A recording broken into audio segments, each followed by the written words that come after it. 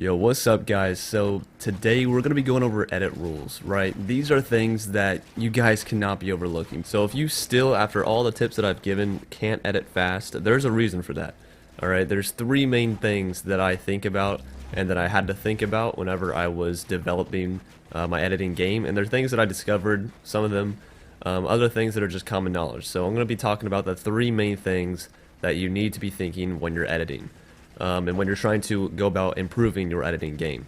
Alright, so let's assume now that your ping is not a problem. Let's go ahead and jump into the fun stuff. So, whenever you're editing, this is what I've learned, right? So, one of the basic editing stuff that you'll see people do is like edit down a ramp and a flat.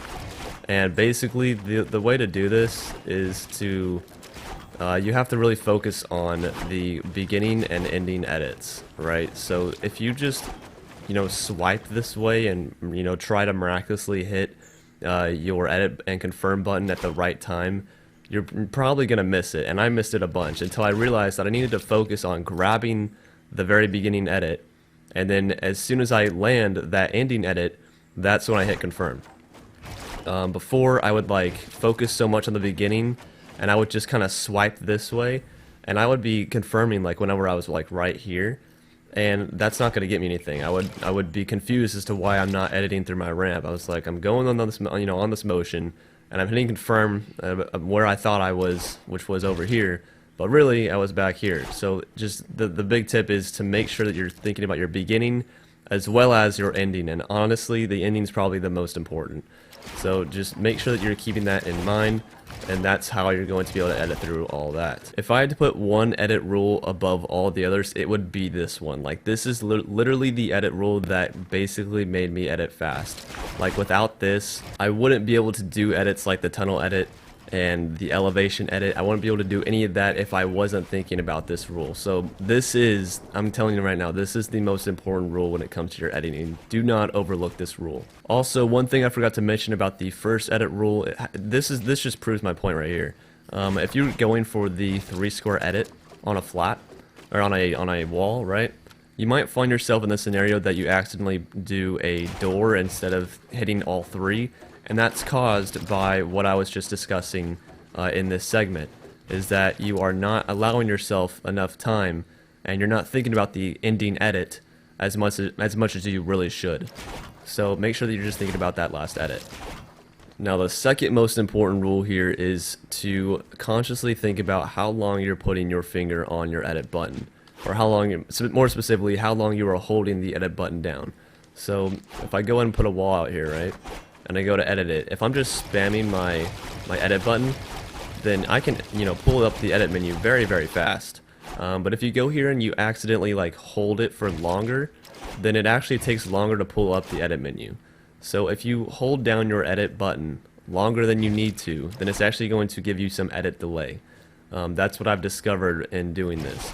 And that's why you'll sometimes hit an edit, and other times you won't. You think you have the exact same timing, and you do in terms of your trigger to edit button, like this, switching between the two. But the thing is, you're holding your edit button initially for way too long, and that causes it to delay getting out, which then means you basically hit your trigger too early, and your whole timing is just all thrown out. So the main way to practice getting the edit out fast is to take your finger off of your edit button whenever you press it and whenever you confirm it. Obviously, make sure your edit button is the same as your confirm button. I'll show you guys how to do that at the end of this video in the next tip, but make sure that that is a thing, and just make sure that you are taking your finger off of the edit button in order to learn how to not press it for as long.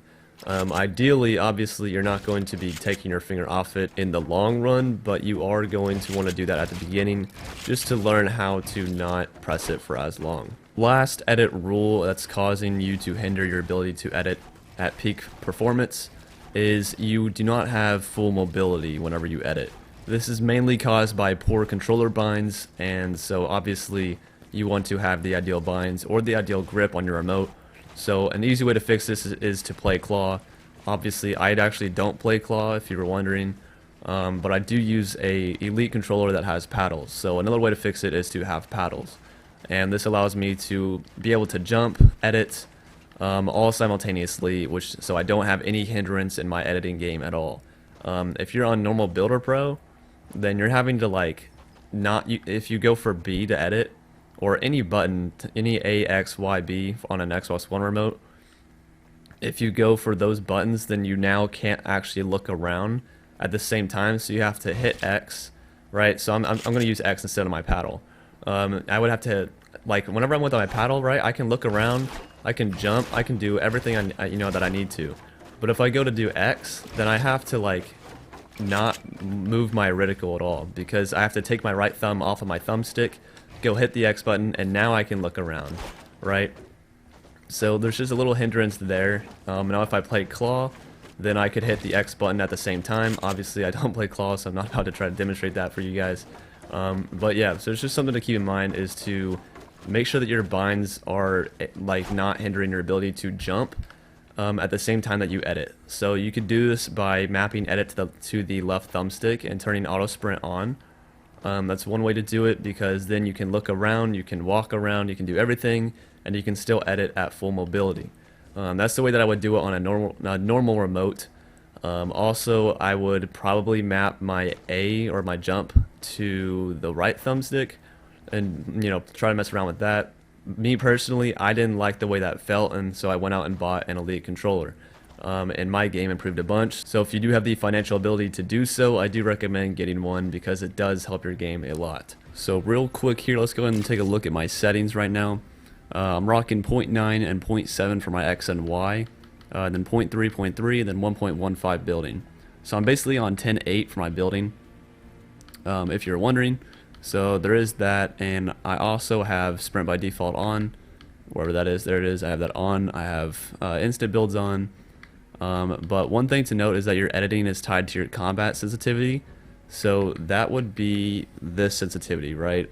So if you're playing on like 5.5 or something slow, then your editing is likely going to suffer. But really, you don't need anything more than 7. Personally, I thought it was too slow for me, but there's plenty of good players that edit on 7.7, and they do it just fine. And I'm sure that you can do it on lower sensitivities, but me personally, I like to higher sense. So just keep that in mind. Now if we go to my binds, this is where I have my edit controls mapped to where my edit is its own button. So I have instant edit. That would be X, which I use a paddle for.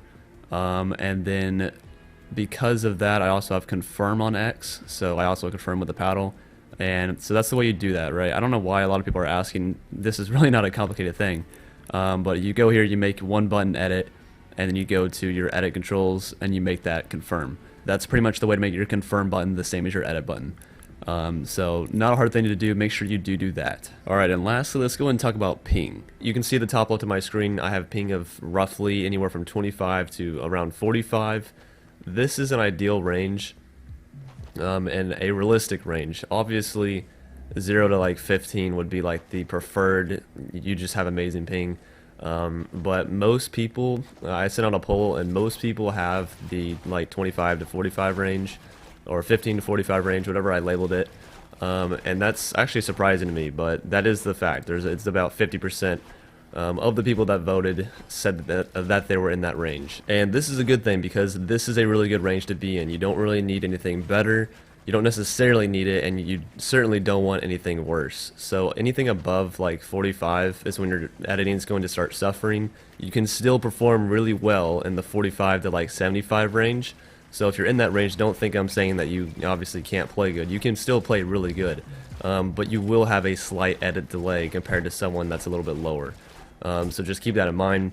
Obviously, if you're anywhere above like 75, your editing will be tremendously suffering, and it's really unfortunate. So the only ways to go about fixing your ping is to get better internet or move closer to where servers are located, the Epic Games servers. So if you live, in this place where there's no servers, then your ping is likely around 170, and you're just kind of stuck in that range.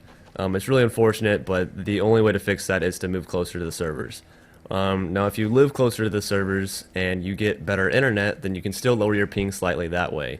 So for instance, for me, I live moderately close to a server, I think, and I was sitting around 75 ping for the longest time, and it was about 60 to 75. And then I went ahead and upgraded my internet, and so I went down to the 25 to 45 range, and I saw a huge difference in how fast I was able to edit. So just keep that in mind. That's the only two ways to fix your ping. Now with that said, guys, that's pretty much it. If you have any questions about editing that after this video, just make sure you leave it down below in the comments.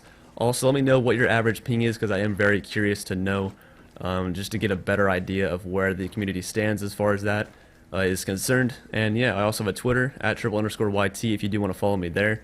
And yeah, thanks for watching, guys. Really appreciate it, and I'll see you guys next time. Peace.